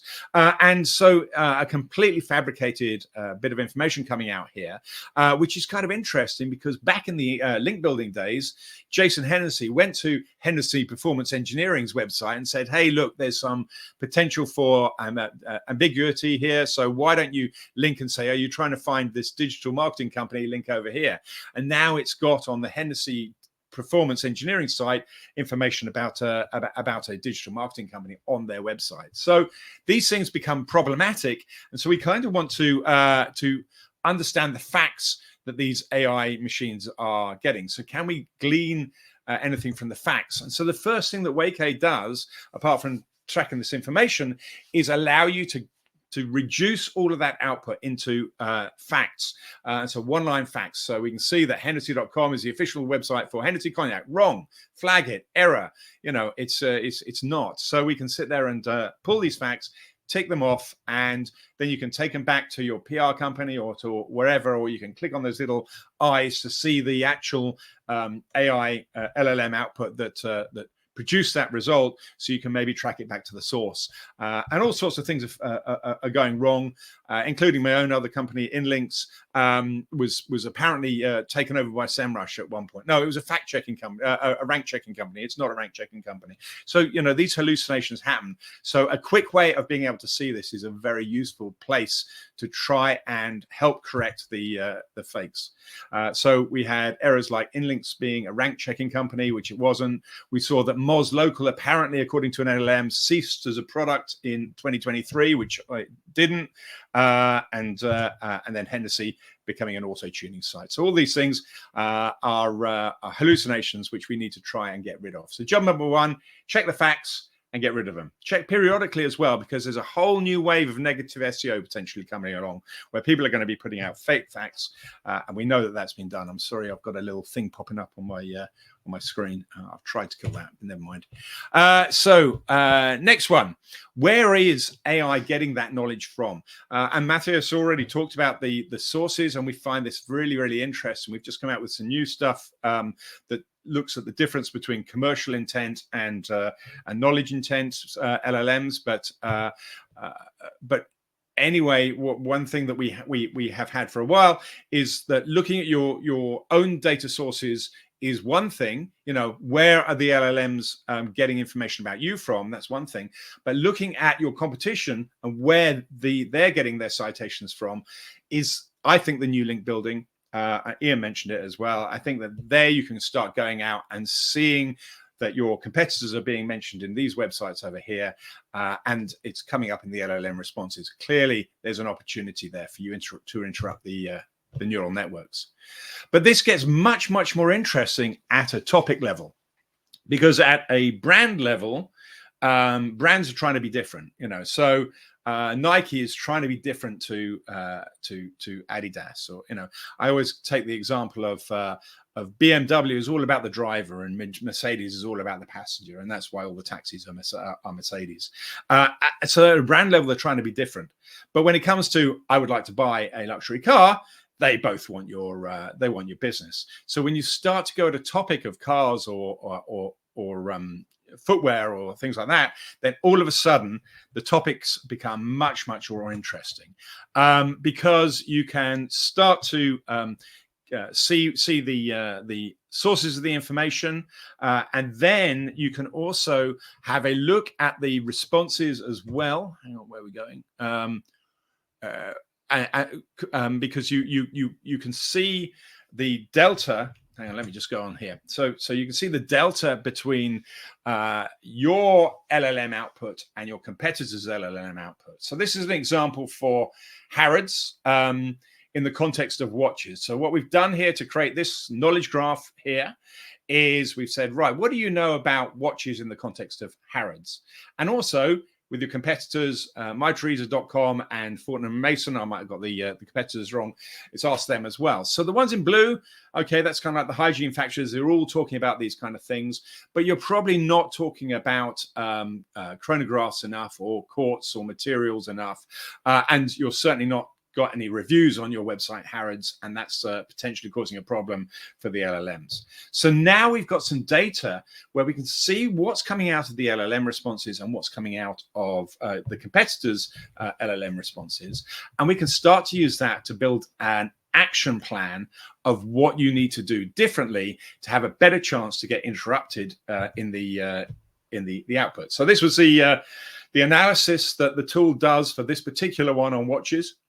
And it says, right, we've got a good, Harrods has got great, strong luxury brand positioning with dedicated fine watches department pages, exclusive watch offerings like Tudor Black, etc. Whereas Selfridges, well-structured, sorry, just get rid of these. Selfridges, well-structured, gender-specific luxury watches, etc. And My Teresa, dedicated, certified, pre-owned watches section. That's kind of interesting. I wonder if there's anything we can do with that.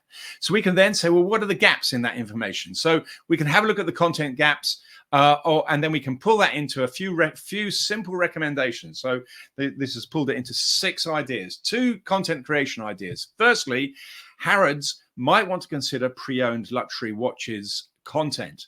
Now, of course, Harrods don't want that. But what they can do instead is explain to the user why they should be buying a new watch, not a pre-owned watches, because it's got the authenticity, it's got the guarantees, it's got all the other bits and pieces. You know, there's a lot that they can do to cover the basis of why they're not selling pre-owned watches. And I think part of the optimization trick for us as brands is to not always try and say what you do, but also say what you don't do a little bit as well. And then we've also seen that the materials, they needed to develop a comprehensive guide on which different materials. We got a couple of enhancement ideas. So fine watches,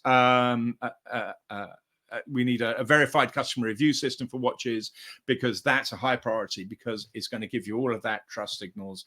And then talk about rose gold watches and those kind of things, and a couple of structural improvements at all as well. So six sentences on how to improve Harrods output for LLM. So, and we tied it even down into sort of 6 sentences like that. You can just give that to, you know, a content developer, and off they go, and then they go and impact it. So, gone are the days of 100-page SEO audits. We can really get things down to 6 sentences, and this is what we need to do, which I think is kind of interesting. And like Mathias, you know, the sources of this information, if there's competitors being mentioned, Selfridges being mentioned on allreviews.ca, or Selfridges also being on the jewelryeditor.com, we can then surface that information and say, go out and investigate those, try and get your brand on those kind of websites as well. So that's it. I didn't want to take too much of your time. But in conclusion, really, Waikay is all about trying to understand the AI knowledge, improve that AI accuracy, and then leverage that AI to your advantage. And that's it. I'm done. Thank you so much, Dixon. As usual, brilliant presentation. So if I can get all the panel back, please, if you are there. Just waiting for... Yeah, everybody's back. Okay, so first of all, I think we're going around the room and just like to sort of, we'll start with Ian and sort of sum up what you've learned from today and how you think people what would be your first tips on how people should get started with all of this. So first of all, sort of sum up anything that you've learned from the others in addition to your own presentation, and then what would you recommend would be the first way to get people on the GEO ladder?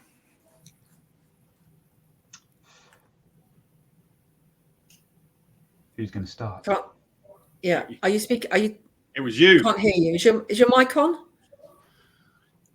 My mic, yeah. Yeah. Oh, yeah. There you are. There's a bit of a delay on the line. Okay, no worries. Where would I start?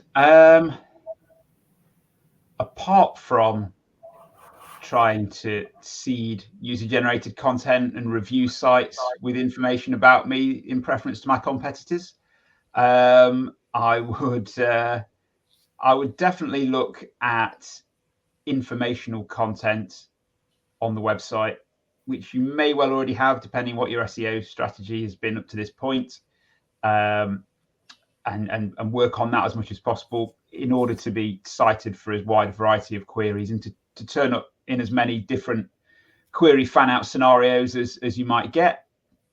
And I think the citations thing is the other important bit, which again isn't really that different to what you would probably have been doing for SEO anyway, which is I want to be mentioned on these websites, except traditionally you'd want links from those websites. Now maybe the link won't make that much difference in AI specifically, but you still need to be cited, and it needs to be cited in context. So this is the old thing with links, where do you want links from anywhere because PageRank is just a number, or do you want links from contextually relevant places because maybe there's some sort of PageRank filter, which is if you've got a link from a random site that's nothing to do with yours, should it really count? In citations, that's much clearer. You don't want to be cited in places that are not relevant, because that might confuse the system. What you do need for authority in that subject and to be cited and to be featured in the output more regularly is to be cited in the context of what you're talking about as relevant to that topic and those entities. So I'd be looking for that. I'd be thinking about what does my sort of PR type activity look like in that respect. I'd be looking at, are there paid ways to do that? The old advertorially type things, which, traditionally from an SEO perspective are almost always more expensive than the value they bring. But from this context, maybe they are now worth more to be cited in the right places. But then I'd want to know that they're the right places. And this goes to something that, Dixon's been talking about. And I know, was it your daughter, Dixon, that wrote that piece you published yesterday? Sorry, what was that? Was it your daughter that wrote the piece that was published yesterday on your site? It was, yeah. SEO has gone in the blood, yeah. Yeah.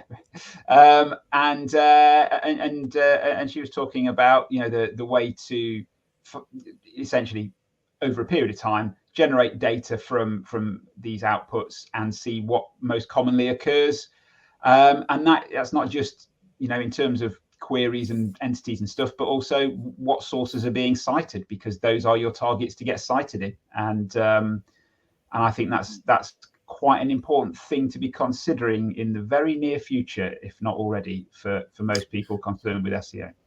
Can I just ask you a question about the very near future? Because obviously with the LLMs, I'm not sure what the frequency they're being updated. The guys might know. Is it 6 months, 12 months, the main LLMs? Well, it seems to be varying a little bit between the different engines, and they seem to be going on stops and starts. But I mean, Mathias may have different data to me, but it's as soon as there's a live search lookup, then it becomes very difficult to say because the RAG search is influenced. Exactly what the point. That's exactly the point that I was going to say. It's quite difficult for you to actually know whether you're in the LLM or they're just relying on the live search. Yeah, which is why on we on Gemini particularly we do two lookups. One, you can stop the search lookup on Gemini in the API. So we do two search lookups, one where we ban them from looking at the internet and one where they do it. So we've got the comparison. Okay. That's really useful to know, because I think one of the issues is if you're working on GSO now, you're working for something that could be 6 months ahead, I think was the point that I was trying to make. And also if you're working in SEO, then that's going to impact the RAG side of things. Okay, let's go over to James next. What based on what you've heard today and what you were already working on, what would you advise? What would be the first thing you would advise a client in the case of Anicca as an agency offering this as a service, or even doing it for ourselves? Yeah, well, I really am pretty convinced that the citations are really important, because obviously eventually those citations could potentially flow through into the main LLM or large language model. But I think they're also really important due to the RAG crawls, which are initiated by various AI platforms and agents. So in the instance that, an AI platform performs an active search to find information, there are certain sites and destinations for that rag crawl that they're more likely to go to and check for certain pieces of information or citations than other places. So I think it's really interesting because like it's kind of like the guys have been saying that it's like, in a way, it's kind of like almost reset the clock on some link building techniques, because whereas Google is, you know, if you consider Google without Gemini, without AI overviews, without all of that stuff, and you just think about Google as being the traditional search engine in the links list, it gives very simplistic responses, but is very algorithmically sophisticated at the crawl level. But a lot of the emerging AI platforms like Claude and ChatGPT and stuff like that, they're exactly the opposite way around. They give very sophisticated responses, but at the crawl level, they're algorithmically pretty dumb. And because of they are, and because of they and this is what Dixon was pointing out when he was saying, you know, sometimes it will go out and rag and it will pull back, you know, like someone's Reddit post or something and treat it as fact. They are not as algorithmically sophisticated at that particular level. So I would certainly consider, you know, picking up a platform like Waikay or like Rankscale.ai, doing some analysis to determine, you know, the actual sources of certain citations, and then potentially looking to kind of build out links in those areas. I think it has reset the clock on some activities that in SEO. That's really interesting, James, because what you've done is you've jumped to the solution straight away. And in your normal way that you would answer me, or I'd expect to answer you, say, well, I need to know the size of the problem first. Which is one of the reasons why we've been talking about these guys, because if you measure it, you've no idea whether you're successful or not.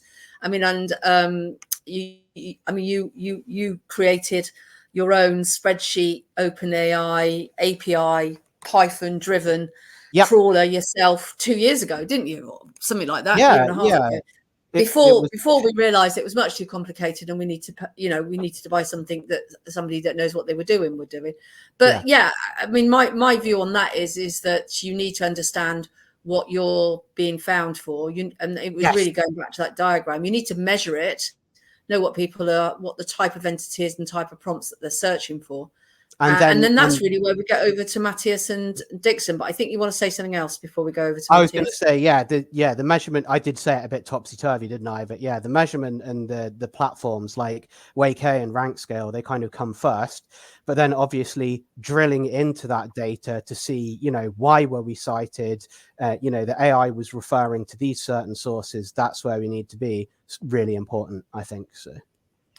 Okay, we start to lose a lot of people at 11 o'clock. So before we go over to Mathias and Dixon, I'm just going to ask people to give us a review. So if you have enjoyed today, please give us a review. Talk about how we sort of as a team understand about AI overviews. If you particularly liked one of the talks, you can give that a little bit of a mention as well. But it's very useful for us when we're trying to convince customers that we vaguely know what we're talking about, particularly as we've got some commercial training coming along in the future. So Mathias, over to you, and then we're finished with Dixon. You've always got something really interesting. Both of you have really got interesting things to say. So Mathias, what would you like to add to the conversation, and what would you suggest that people do first to get going? I think what I want to add is that it's important to understand that when AI searches actually present a response with citation links where you can actually click on to go to a certain source, they are sending users not the same way as Google did, you know, just to research something. They have already researched, and they are sending the users with a much higher intent to actually buy something or get something. That means that the conversion rates are completely different and much higher. That's the first thing I wanted to say. I did not mention that. And the second thing is, I think there was a question regarding which LinkedIn elements have been referenced in the citations and which are important. It's both, it's articles and it's posts. And also there was a question regarding Copilot, if it's important or not. Yes, I was going to just ask you about that one. I thought you might be able to add some value on Copilot and Bing. Yeah, I think it's pretty interesting and important, but as most people tend to use ChatGPT or GPT-4 over Copilot and Bing directly. We currently focus on that, but it's not a big issue to actually integrate it in Rankscale. Yeah, brilliant. Dixon, what would you like to add? You're muted, Dixon. Yeah, that's. I don't want. You know, the only thing that I think I can add that maybe just sort of adding new content, because we're kind of, you know, the citation seems to be a large part of the findings of today. One of the things that we actually launched it this week actually, but we found some very interesting analysis when we differentiate the commercial prompts. So things like says, you know, how, you know, what's the best flight to fly to New York from, is a very different kind of response and cites different kinds of websites than if you say, what do you know about British Airways in relation to New York, or what do you know about Air France in relation to New York? And so it turns out that the data sources seem to be very materially different. So we've started to break those out so that you can start to see the difference between citations on commercial intent versus citations on knowledge understanding, if you like. And I think you kind of need the knowledge understanding ones for the AIs to understand your brand properly. And then you probably still need to be on the third party kind of review sites for you to be able to pop up as the best place to go for the ticket to New York. Can I add something to that? Because nobody's mentioned it really. I can tell you guys all come from an SEO background and not a paid background. I think the future of organic traffic, search traffic, is going to be even worse once the ads start going into the AI overviews and also in AI mode, because it's all very well them producing 0 clicks, but they actually want to make money. And the only way that Google's going to make money is if somebody clicks on an ad, unless they go to more of a banner impression-based model. So I think that's a really important point that's going to have, and we don't really see that many ads within the UK AI overviews at the moment. And I don't know how that would change with the AI mode once that comes over. And the second thing is the real commercial stuff of what Ian was talking about. And that's where agents go to e-commerce websites. But also ChatGPT has done a deal with Shopify to actually include their content within the ChatGPT results. So I think that's going to change the mechanics a lot, the dynamics a lot as well. Because at the moment, generally AI overviews doesn't come up if there's a load of shopping ads at the top. I don't know whether Ian can add anything to this from his work that he's doing at the door at the Vibrant. But yeah, so I think there's some other elements that we're not even considering. But it looks like traditional SEO is going to be sort of pushed out of existence. And I did some research with SimilarWeb where I'm tracking 50 agencies, and the 50 agencies overall, their traffic halved in April, pretty much, even though search volumes were going up as the changes happened. And although there could be some changes to the way that SimilarWeb are reporting, that report that came out yesterday seems to concur that the way that the results are showing and the AI overviews that our agency world has been significantly hit by a massive drop of traffic. So I didn't know whether Ian, you just wanted to have a final word on paid. Have you seen any paid ads very much in the AI work that you've been doing? I've seen examples from the States that people have spotted. I haven't seen anything clever yet. So I've seen ads within the stuff, but they're the same ads, you know. Google had a demo last year at some point where you took a photo. The demo was you were looking for storage space for something. So you clicked on the ad and then it said, right, take some photos of what you want to store. So you photoed a bed, photoed a sofa, that kind of stuff. And it had an idea of the size of those things from the photos and then automatically suggested what size of storage space you needed and gave you the options. And that was their demo. And that obviously uses AI within the ads platform to do that. It was native, you know, it wasn't sending you off to the website to do that. So I'm sure they've got things like that in the pipeline. And yeah, monetization, as Dixon will tell you from the chap you spoke to at Microsoft, was it Dixon? clearly, you know, that's somebody's whole job, trying to work out how to monetize these things. But to me, it seems fairly obvious on one score, you know, on the shopping front, you will either make your money from the clicks on the ads still of the pretty pictures of products, or you will make your money by the agentic capability and probably forcing people to use GPay and taking your cut off the top of that anyway. So yeah, that's how you do it. So I don't, yeah, it's going to be interesting to see how that develops. But I think fundamentally, as it stands, if you take the agentic bit out of it, I want to buy something, I need to get in touch with that company, I need a service provided, will require you to go to the website of the business, and therefore people will be willing to pay for those clicks because there's a value in it. And so I don't think that's going to change terribly. Yeah. I mean, there's a couple of other developments which I think I'd just like to finish off with. So first of all, Perplexity advertised about 6 months ago that they were going to do like a marketplace and shopping ads, but I've not seen that in the UK. I don't know whether that's happened in the States.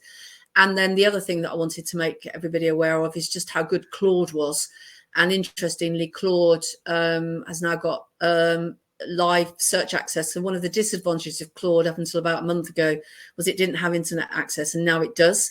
And the outputs from Claude is really, really good, much better than ChatGPT. So if I was recommending a chat engine now, I'd actually recommend Claude, paid Claude, because also the projects are really good as well, which is like a custom GPT.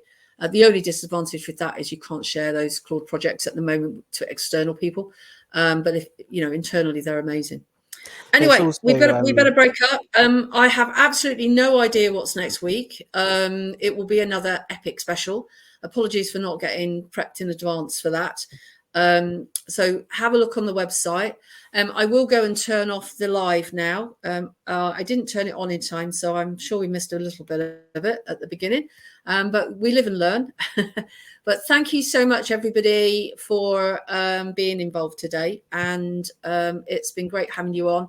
And if you'd just like to put your email addresses in, that would be great. And so that everybody can contact you if they're interested in using your product or finding out more about your services, or if they want to buy some doors.